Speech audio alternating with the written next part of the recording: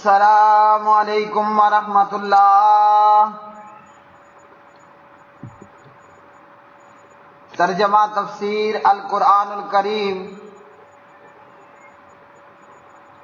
سبق نمبر 152، سورہ النساء، پارہ نمبر 5، آیت 34 تا 36۔ اعوذ باللہ من الشیطان الرجیم۔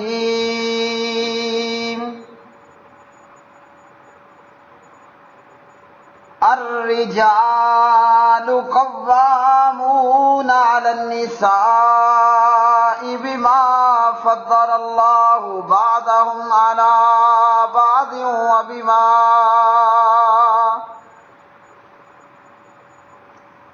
وبما أنفقوا من أموالهم، فالصالحات قانتات حافظات للغيب بما حفظ الله،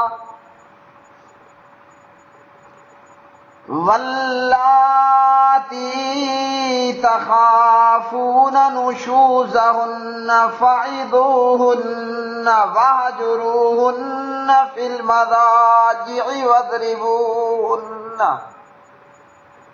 فإن أطعنكم فلا تبغوا عليهن سبيلا، ان اللہ کان علیا کبیرا۔ وَإِنْ خِفْتُمْ شِقَاقَ بَيْنِهِمَا فَابْعَثُوا حَكَمًا مِّنْ أَهْلِهِ وَحَكَمًا مِّنْ أَهْلِهَا، فَابْعَثُوا حَكَمًا مِّنْ أَهْلِهِ وَحَكَمًا مِّنْ أَهْلِهَا إِنْ يُرِيدَا إِصْلَاحًا يُوَفِّقِ اللَّهُ بَيْنَهُمَا، إِنَّ اللَّهَ كَانَ عَلِيمًا خَبِيرًا۔ وَاعْبُدُوا اللَّهَ وَلَا تُشْرِكُوا بِهِ شَيْئًا وَبِالْوَالِدَيْنِ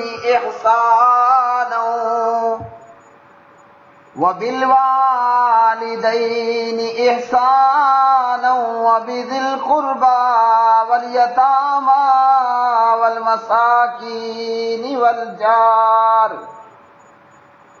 والجار ذي القربى والجار الجنب والصاحب بالجنب وابن السبيل وما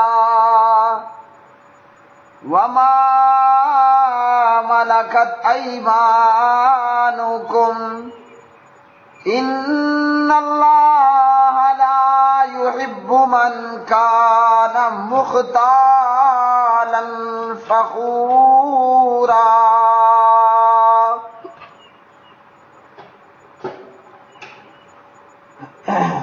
مرد عورتوں پر نگران ہیں، اس وجہ سے کہ اللہ تعالیٰ نے ان کے بعض کو بعض پر فضیلت عطا کی، اور اس وجہ سے کہ انہوں نے اپنے مالوں سے خرچ کیا، پس نیک عورتیں فرما بردار ہیں، غیر حاضری میں حفاظت کرنے والی ہیں، اس لیے کہ اللہ تعالیٰ نے محفوظ رکھا۔ اور وہ عورتیں جن کی نافرمانی سے تم ڈرتے ہو، سو انہیں نصیحت کرو اور بستروں میں ان سے الگ ہو جاؤ اور انہیں مارو، پھر اگر وہ تمہاری فرمانبرداری کریں تو ان پر کوئی راستہ تلاش نہ کرو، بے شک اللہ تعالی ہمیشہ سے بہت بلند بہت بڑا ہے۔ اور اگر ان دونوں کے بیچ مخالفت سے ڈرو تو ایک منصف مرد کے گھر والوں سے اور ایک منصف عورت کے گھر والوں سے مقرر کرو۔ اگر وہ دونوں اصلاح چاہیں گے تو اللہ تعالیٰ دونوں کے درمیان موافقت پیدا کر دے گا۔ بے شک اللہ تعالیٰ ہمیشہ سے سب کچھ جاننے والا، ہر چیز کی خبر رکھنے والا ہے۔ اور اللہ تعالیٰ کی عبادت کرو اور اس کے ساتھ کسی چیز کو شریک نہ بناؤ، اور ماں باپ کے ساتھ اچھا سلوک کرو، اور قرابت والوں کے ساتھ اور یتیموں اور مسکینوں اور قرابت والے ہمسائے اور اجنبی ہمسائے اور پہلو کے ساتھی اور مسافر اور ان کے ساتھ بھی جن کے مالک تمہارے دائیں ہاتھ بنے ہیں۔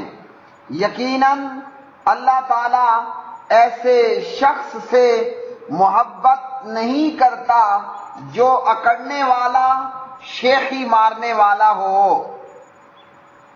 الرجال، مرد قوامون حاکم ہیں علی النساء عورتوں پر، بما بسبب اس کے فضل اللہ فضیلت دی اللہ تعالی نے بعضہم ان میں سے بعض کو علی بعض بعض پر، وبما اور بسبب اس کے جو انفقو وہ خرچ کرتے ہیں، من اموالہم اپنے مالوں سے، فالصالحات پس نیک عورتیں، قانتات فرما بردار ہوتی ہیں، حافظات حفاظت کرنے والیاں ہوتی ہیں، للغیب پیٹھ پیچھے، بما حفظ اللہ بسبب اللہ کی حفاظت کے، واللاتی اور وہ عورتیں کہ تخافون تم ڈرتے ہو، نشوزہن ان کی سرکشی سے، فاعظوہن تو تم نصیحت کرو انہیں، واہجروہن اور الگ کر دو انہیں، فی المضاجع خوابگاہوں میں، واضربوہن اور مارو انہیں، فإن پھر اگر اطعنکم وہ اطاعت کریں تمہاری، فلا تبغوا تو نہ تم تلاش کرو، علیہن ان پر، سبیلا کوئی راہ، یعنی ستانے کے لیے۔ ان اللہ بے شک بلا شبہ اللہ تعالی، کانا ہے علیًا بہت بلند، کبیرہ بہت بڑا، وَإِن اور اگر خفتم تم ڈرو، شقاقا اختلاف سے، بینہما بینہما ان دونوں کے درمیان، فبعثوا تو تم مقرر کرو، حاکمن ایک منصف، من اہلہ مرد کے کنبے سے، وحاکمن اور ایک منصف، من اہلہا عورت کے کنبے سے، قبیلے سے، خاندان سے، ان اگر یریدا یہ دونوں چاہیں گے، اصلاحاً صلح کروانا، یوفق تو موافقت پیدا کر دے گا اللہ تعالی، بینہما ان دونوں کے بیچ، ان اللہ بے شک اللہ تعالی، کانا ہے علیمن خوب جاننے والا، خبیرہ بڑا خبردار۔ وَاعْبُدُوا اور تم عبادت کرو اللہ تعالیٰ کی، وَلَا تُشْرِكُوا اور نہ شریک ٹھہراؤ، بِهِ اللہ کے ساتھ، شیئاً کسی چیز کو، وَبِالْوَالِدَيْنِ اور ماں باپ کے ساتھ، احساناً احسان کرو، وَبِذِي الْقُرْبَى اور رشتہ داروں کے ساتھ، وَالْيَتَامَى اور یتیموں کے ساتھ، والمساکین اور مسکینوں کے ساتھ، والجار ذی القربى اور قرابت دار پڑوسی کے ساتھ، والجار الجنب اور اجنبی پڑوسی کے ساتھ، والصاحب بالجنب اور ہم نشین کے ساتھ، وابن السبیل اور مسافر کے ساتھ، وما ملکت اور جن کے مالک ہوئے ایمانکم تمہارے دائیں ہاتھ یعنی غلام لونڈیاں. ان اللہ بلا شبہ اللہ تعالی لا یحب نہیں پسند کرتا من اس شخص کو جو کانا ہے مختالن اترانے والا فخورا فخر کرنے والا. پیارے بھائیوں اور میری بہنوں، ان آیات بینات کے اندر اللہ سبحانہ و تعالی نے مرد کا رتبہ، مرد کا مقام بیان فرمایا. اللہ رب العالمین نے ان آیات بینات کے اندر مرد کا مقام، مرد کا رتبہ، مرد کی شان یہ بیان فرمائی ہے. اور یہ اللہ کا قرآن ہے. قرآن پاک پہ، اللہ کے کلام پہ جو اعتراض کرے گا، انکار کرے گا، آئیں بائیں کرے گا، نہیں مانے گا، نہ رہے گا وہ مسلمان، نہ رہے گا وہ مومن ایماندار.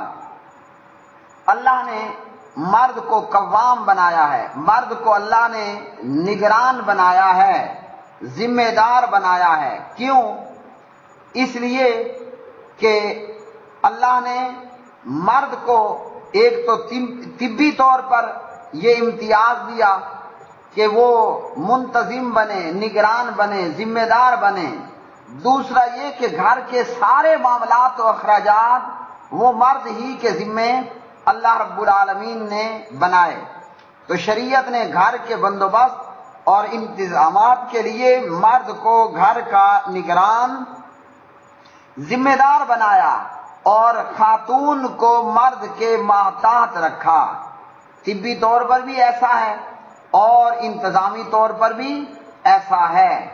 بیوی کا اور بچوں کے جتنے اخراجات ہیں، بیوی بچوں کے جتنے اخراجات ہیں A to Z، الف ٹو یا، یہ سارے مرد کے ذمے اللہ نے رکھے. وَعَلَى الْمَوْلُودِ لَهُ رِزْقُهُنَّ وَكِسْوَتُهُنَّ بِالْمَعْرُوفِ. خاوند پر، مرد پر ضروری بنتا ہے معروف مطابق بیوی بچے کے تمام اخراجات اور تمام ضروریات کا پورا کرنا. اور عورت اور مرد کی یہ نگرانی اور مرد کا یہ نگران بننا اور ذمہ دار بننا صرف گھر اور چار دیواری کی حد تک نہیں ہے، بلکہ عالمی اور انٹرنیشنلی طور پر بھی اللہ نے مرد کو نگران اور ذمہ دار بنایا. پیارے نبی علیہ الصلوۃ والسلام نے فرمایا لن یفلح قوم، یہ حدیث ہے صحیح بخاری میں، اور صحیح بخاری کے اندر اس کا نمبر ہے 4425. لن یفلح قوم، آپ صلی اللہ علیہ وسلم فرماتے ہیں وہ قوم ہرگز کامیاب نہیں ہوگی، وہ قوم ہرگز کامیاب نہیں ہوگی. کون سی قوم کامیاب نہیں ہوگی؟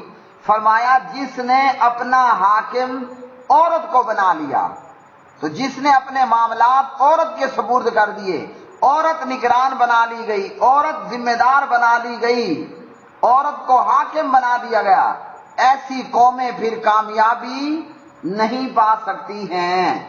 تو اللہ نے طبی طور پر بھی اور انتظامی طور پر بھی مرد کے اندر ایسی مردانہ خصوصیات رکھی ہیں کہ مرد قوام ہے، اور مرد جو ہے وہ اللہ رب العالمین نے اسے یہ خصوصیت دی کہ وہ قوام، نگران اور ذمہ دار ہے.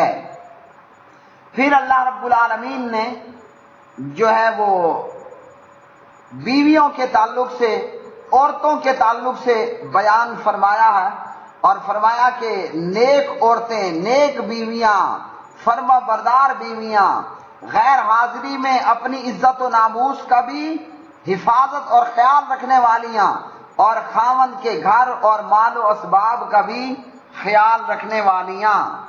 یہ اللہ رب العالمین نے نیک عورتوں کی صفات کو بیان فرمایا. اور پیارے نبی علیہ الصلوۃ والسلام نے ایک حدیث کے اندر اس آیت کو پڑھا الرجال قوامون. تو پیارے نبی علیہ الصلوۃ والسلام فرماتے ہیں بہترین بیوی وہ ہے کہ جسے اگر تم دیکھو تو تمہیں خوش کر دے۔ کیا الفاظ ہیں آپ صلی اللہ علیہ وسلم کے؟ ابو ہریرہ رضی اللہ تعالی عنہ راوی ہیں، خیر النساء، عورتوں میں بہترین عورت، بہترین بیوی وہ ہے، فرمایا اذا نظرت الیہا سرت کا، جب تو اسے دیکھے تو وہ تجھے خوش کر دے، اور فرمایا وَإِذَا أَمَرْتَهَا أَطَاعَتْ کا، اور جب تو اسے حکم دے تو وہ فوراً تیری اطاعت کرے، اور جب تم گھر میں نہ ہو تو تمہارے پیچھے وہ تمہارے مال کی اور اپنی جان، اپنے نفس کی حفاظت فرمائے۔ کتنی عورتیں ہیں جو بدکارہ ہیں، بے حیائی کا ارتکاب کرنے والیاں ہیں اور زنا کرنے والیاں ہیں، ادھر خاوند دفتر کو گیا، ادھر خاوند دکان کو گیا، اور ادھر یہ عورتیں بے حیائی اور بدکاری کو چل پڑی، یا بدکاروں اور بے حیاؤں کو اپنے گھر مدعو کر لیا کہ خاوند تو ہے ہی نہیں، اب موجے ماریں۔ جبکہ ایماندار اور اچھی بیوی کی صفت یہ ہے کہ وہ خاوند کی غیر موجودگی میں بھی اپنی جان، اپنے نفس اور خاوند کے مال اور اس کی گھر کی بھی حفاظت کرنے والی ہوتی ہے۔ اور اسی طرح پیارے نبی علیہ الصلوۃ والسلام نے فرمایا، یہ مسند امام احمد ابن حنبل ہے، حضرت عبد الرحمن بن عوف رضی اللہ عنہ راوی، آپ صلی اللہ علیہ وسلم نے فرمایا اذا صلت المرأة خمسها وصامت شهرها وحفظت فرجها واطاعت زوجها قیل لها، فرمایا ایک ایسی عورت جو پانچوں نمازیں بھی پڑھے، رمضان کے روزے بھی رکھے اور اپنے نفس کی حفاظت بھی کرے، کل قیامت کا دن ہوگا، ایسی عورت کو کہا جائے گا، کیا کہا جائے گا؟ کہا جائے گا ادخل الجنت من ای ابواب الجنت شئت، ادخل الجنت من ای ابواب الجنت شئت۔ جب عورت 5 نمازیں پڑھے، رمضان کے روزے رکھے، اپنے نفس کی حفاظت فرمائے اور اپنے شوہر کی اطاعت کرے، تو فرمایا اسے کہا جائے گا، کیا کہا جا رہا ہے؟ کہا جا رہا ہے ادخل الجنہ، تو جنت میں داخل ہو جا، من ای ابواب الجنت شئت، جنت کے جس دروازے میں سے چاہے داخل ہو جا جنت کو۔ تو یہ ہے نیک عورت کے تعلق سے نبی علیہ الصلوۃ والسلام کے فرامین۔ وہ کون سی نیک عورتیں ہیں؟ فرمایا فالصالحات قانتات حافظات للغیب بما حفظ اللہ، نیک عورتیں فرما بردار ہیں، غیر حاضری میں، خاوند کی غیر موجودگی میں حفاظت کرنے والیاں ہیں۔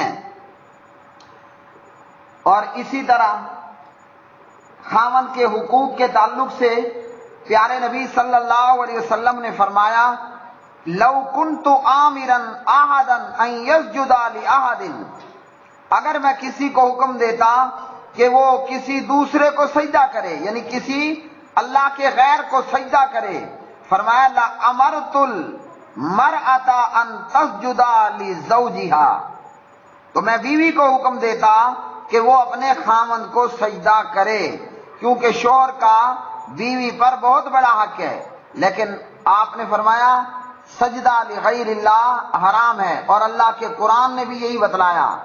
جناب محمد الرسول اللہ صلی اللہ علیہ وسلم کی شریعت میں اللہ کو چھوڑ کر اللہ کے غیر کے لیے ہر قسم کا سجدہ حرام ہے، وہ چاہے عبادت کے لیے ہو، چاہے پروٹوکول تعظیم کے لیے ہو، چاہے وہ قدم بوسی کے نام پر سجدے کیے جائیں، یہ تمام سجدے اللہ کے ماں سوا کسی اور کو کرنا حرام ہیں۔ اسی طرح پیارے نبی علیہ الصلوۃ والسلام نے بھی اور اپنی احادیث کے اندر بھی آپ نے یہی فرمایا۔ اب اللہ رب العالمین فرماتے ہیں وہ عورتیں جن کی نافرمانی سے تم ڈرتے ہو، نافرمان بیوی کو کیا کرنا ہے؟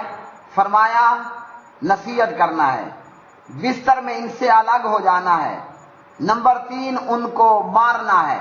اب اگر نصیحت کرنے پر، بستروں میں الگ ہو جانے پر اور مارنے پر وہ بیوی فرما بردار ہو جائے تو پھر خاوند کو کوئی حق نہیں پہنچتا کہ وہ اپنی بیوی کو مارے۔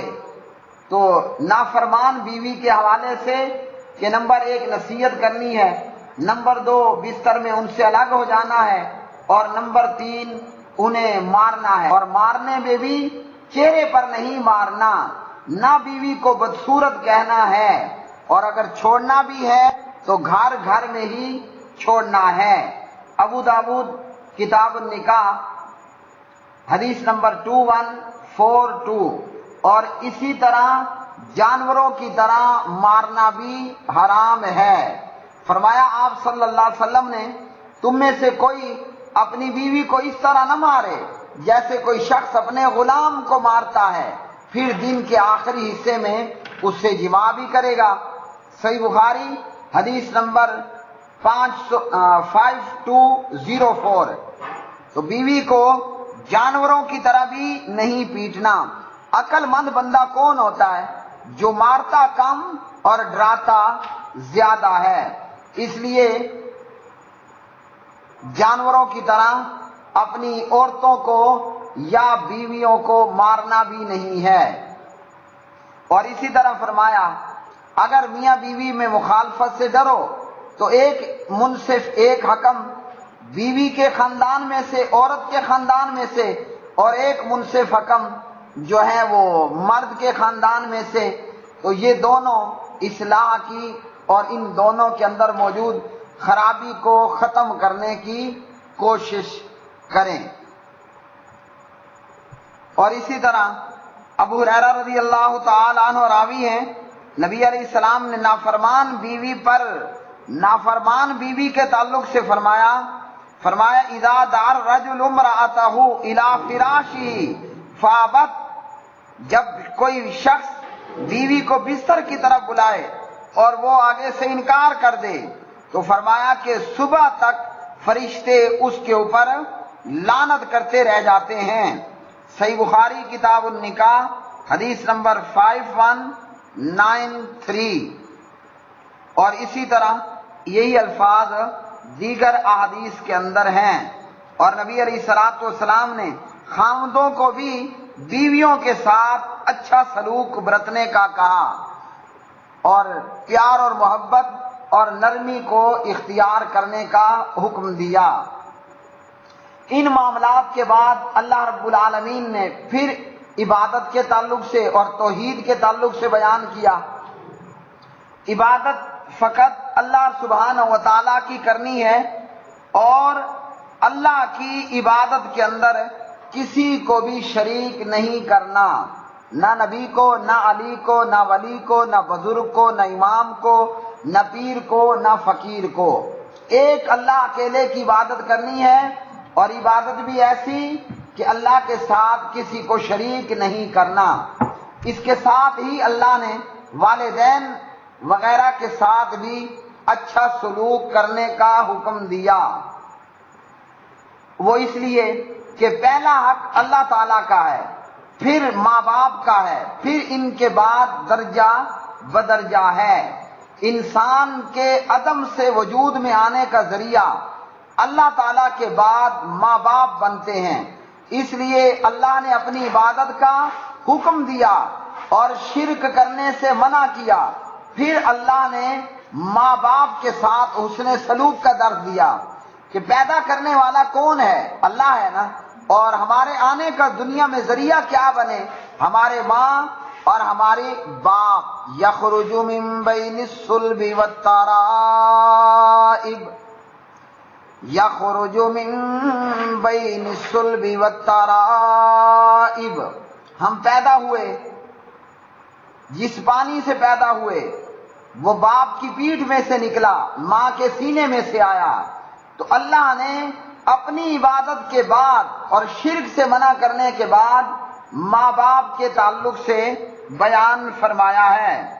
حضرت معاذ بن جبل رضی اللہ تعالی عنہ راوی ہیں، پیارے نبی علیہ السلام نے فرمایا، بہت خوبصورت فرمایا، ویسے آپ کا ہر فرمان ہی خوبصورت ہے، اتدری ما حق اللہ علی العباد قلت اللہ ورسولہ اعلم قال، پیارے نبی علیہ السلام پوچھتے ہیں کیا تم جانتے ہو کہ اللہ تعالیٰ کا بندوں پر کیا حق ہے؟ عرض کی اللہ اور اس کا رسول ہی بہتر جانتے ہیں۔ آپ نے فرمایا کہ بندے اللہ ہی کی عبادت کریں اور اللہ کے ساتھ کسی کو شریک نہ بنائیں۔ پھر آپ صلی اللہ علیہ وسلم نے پوچھا کہ ما حق العباد علی اللہ اذا ہم فعلوا ذالک، آپ نے فرمایا بندوں کا اللہ تعالیٰ پر کیا حق ہے؟ کہا اللہ اور اس کا رسول بہتر جانتا ہے۔ تو آپ نے فرمایا وہ یہ ہے کہ اللہ تعالیٰ بندوں کو عذاب نہ دیں، یعنی جو مومن اور موحد بندہ ہے اللہ تعالیٰ اس کو عذاب نہ دے۔ اور پھر اللہ رب العالمین نے رشتہ داروں اور پڑوسیوں کا ذکر فرمایا۔ والجار ذی القربى سے مراد وہ ہمسایہ ہے جو آپ کا رشتہ دار بھی ہو، ہمسایہ بھی ہے اور رشتہ دار بھی ہو۔ والجار الجنب سے مراد وہ ہمسایہ ہے جو آپ کا رشتہ دار نہ ہو۔ تو دونوں قسم کے ہمسایوں سے رشتہ دار ہمسایہ ہے یا غیر رشتہ دار ہمسایہ ہے، ان سے بھی اچھا سلوک کرنا ہے۔ اور اس تعلق سے نبی علیہ الصلوۃ والسلام سے عبداللہ ابن عمر رضی اللہ تعالی عنہما راوی ہیں، ما زال جبریل یوصینی بالجار حتی ظننت انہ سیورثہ، سبحان اللہ۔ جبریل مجھے ہمیشہ پڑوسی کے بارے میں وصیت کرتے رہے، حتیٰ کہ مجھے گمان ہونے لگا کہ کہیں پڑوسی کو بھی وہ وارث قرار دے دیں گے، یعنی پڑوسی کو کہیں وراثت میں ہی حصے دار نہ بنا دیا جائے۔ اور پھر اللہ رب العالمین نے یتیم کے متعلق بھی اچھا سلوک کرنے کا کہا۔ پیارے نبی فرماتے ہیں میں اور یتیم کی کفالت کرنے والا جنت میں اس طرح ہوں گے۔ آپ نے شہادت اور درمیانی انگلی کو ملا کر دکھلایا۔ بخاری ابو ہریرہ رضی اللہ عنہ راوی، حدیث 6005۔ اور مسافر کے ساتھ بھی پیارے نبی قرآن مجید نے اچھا سلوک کرنے کا حکم بتلایا، اور اسی طرح غلام اور لونڈیوں کے ساتھ بھی قرآن مجید نے اچھا سلوک کرنے کا حکم دیا ہے۔ اور پیارے نبی صلی اللہ علیہ وسلم کی اس کے تعلق سے بہت ساری احادیث ہیں کہ جن میں آپ صلی اللہ علیہ وسلم نے غلاموں کے ساتھ اچھا کرنے کا حکم دیا۔ آپ صلی اللہ علیہ وسلم نے اپنے مرض الوفات میں وصیت کی الصلاۃ وما ملکت ایمانکم، نماز اور اپنے غلاموں سے اچھا سلوک اختیار کرنا۔ اور ایک اور حدیث میں آپ نے فرمایا، ابو ہریرہ رضی اللہ عنہ اس کے راوی ہیں، فرمایا للمملوک طعامہ و کسوتہ، کھانا اور کپڑا وغیرہ یہ مالک پر غلاموں کا حق ہے، اور مالک کو چاہیے کہ غلام کی طاقت سے بڑھ کر اس سے کام نہ لے۔ صحیح مسلم کتاب الایمان 1662۔ وآخر دعوانا ان الحمد للہ رب العالمین۔